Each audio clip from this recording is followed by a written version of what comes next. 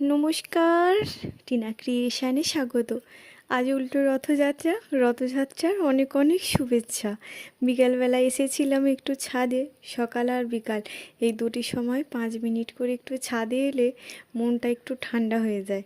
এই যে উল্টো রথযাত্রার দিনে কোনো এক ছোট্ট শিশুর মন ভোলাতে সপরিবারে এই যে রথ টানতে বেরিয়েছে। একটু আগে আমাদের এখান থেকে আরেকটি রথ গেল, আগের বাড়ি আপনাদের যেটি দেখিয়েছিলাম সেটি গেল এখান থেকে। তারপরেই ছোট্ট শিশুটির এই যে মন ভোলানো একটি রথ।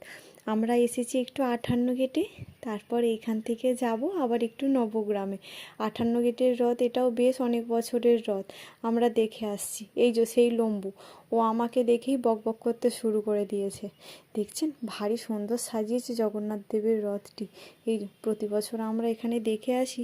একটি দিদা বরণ করছে এইখানে, একদম ভিড় হয়ে আছে। আর এটি হচ্ছে আমাদের মনসা পুজোরও একটি জায়গা। এই প্রতি বছর এখানে খুব বড় করে একটি মনসা পুজো হয়। চলুন, 58 গেটটা মেলা বসুক আর নাই বসুক, সারা বছর এই রকম জমজমাট হয়েই থাকে। যাব একটু নবগ্রামে।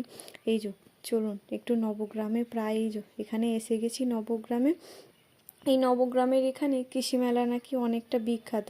এসেছিলাম একবার দুবার, তারপরে আর আসা হয়নি। দারুণ দারুণ এই হস্তশিল্প আসে সবজি পাতি এটা সেটা অনেক কিছু। এখানে গাছও বসেছে, এই দেখুন ভারী সুন্দর হয়েছে। আর এখানে একটি হরিনামও হচ্ছিল, বেশ সুন্দর। এই মেয়েরার কমিটি সুন্দর করে বাজাচ্ছিল হরিনামটি। এই যে জগন্নাথ দেব, বলরাম আর সুভদ্রা। সামনে দেখুন তো ঘোড়াটাকে কি সুন্দর সাজিয়েছে। তবে সেবারে বাগানটার রথটিকে দেখে আমার ভারী দুঃখ হয়েছিল। এই যে এখানে শ্রীকৃষ্ণ নিজের রথের বাহন হয়েছেন। এখানে একটি মেলাও বসেছে, কিছু পুরনো বন্ধুর সঙ্গে ঘটেছে আলাপ। একটি জিনিস দেখাই, দেখুন মাটির কত ধরনের পুতুল আছে। পুরনো দিনের ভাণ্ডার আছে, নকশা করা আধুনিক ভাণ্ডার। আর তার সঙ্গেই দেখছেন মাটির ছোট্ট ছোট্ট সাদা হাঁস, ঘোড়া, টিয়া পাখি আছে। ওই দেখুন তো লক্ষ্মীনারায়ণটা ভারী সুন্দর না? আছে নানা ধরনের ঠাকুর। এসে গেছি আমরা এই 58 গেটে।